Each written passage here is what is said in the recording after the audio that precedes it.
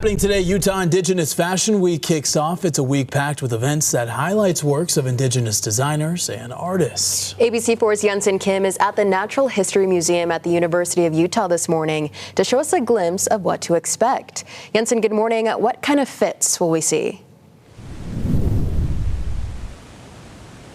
Good morning, Alyssa. So this is all going to be about reviving history with an added modern touch. And let me show you a prime example. So these are Kachina dolls from the Hopi Nation.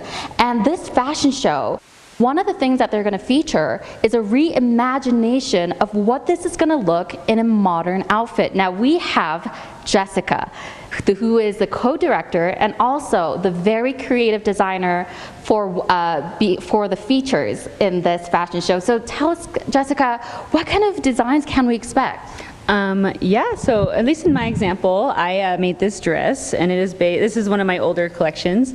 As an example, we will see like contemporary versions of like ancient, which is, we're not ancient, we're currently living artwork, such as Kachina dolls, which are still made today. And I made so this is just like what I do. Yeah, beautiful fit. I heard that you designed the whole thing yourself. Tell me a little bit more about your designs. I grew up with Hopi Kachina dolls growing up as a kid, and I just had a lot of imagery that came up in like my memory, and then I majored in illustration at Utah Valley University, and I just made that I just revisited it, and now it's like fashion, which I didn't really think I was going to do, but that here I am. Yeah, absolutely. I see a lot of geometrical shapes, colors. This is also very signifying of Hopi Nation and its art.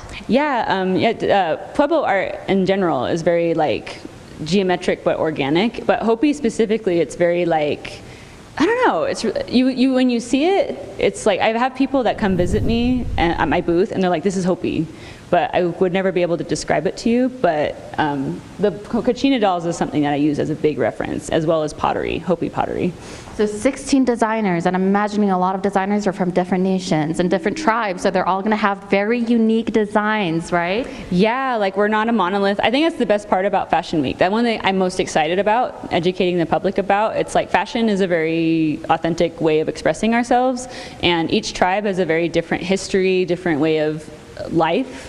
Like Hopi is in the middle of the Navajo Nation, but we're completely different, and I think it's just fashion's a good way to express that different. All right, so we have a full week packed with events. Just tell us a little bit more about what people can join.